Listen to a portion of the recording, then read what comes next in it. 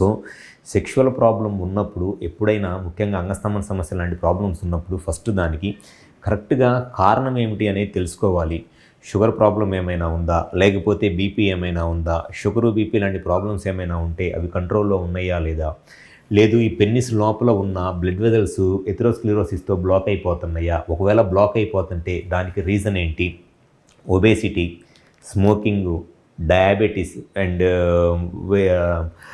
Cholesterol ఎక్కువగా ఉండటము, alcohol ఇట్లాంటి అలవాట్లు ఏమైనా ఉన్నాయా, అండ్ దాంతోపాటు సెక్షువల్గా అంతకుముందు ట్రై చేసి కనుక ఫెయిల్ అయిపోయి ఈ స్ట్రెస్ యాంగ్జైటీ ఉంటే దానివల్ల కూడా ఈ ఈడీ ప్రాబ్లం అనేది వస్తుంది.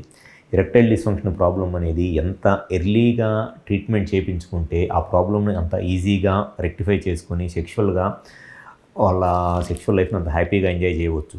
సో ఎవరైతే ఈ ఎరెక్టైల్ డిస్ఫంక్షన్ ప్రాబ్లంతో బాధపడతా సెక్షువల్గా ఇబ్బంది పడుతున్నారో కుదిరితే ఒకసారి మా హాస్పిటల్ నెంబర్ కాల్ చేసి అపాయింట్మెంట్ తీసుకుని వచ్చి కన్సల్ట్ అవ్వండి. మాకు విజయవాడ, వైజాగ్, రాజమండ్రి, నెల్లూరు మరియు కర్నూలులో బ్రాంచెస్ ఉన్నాయి.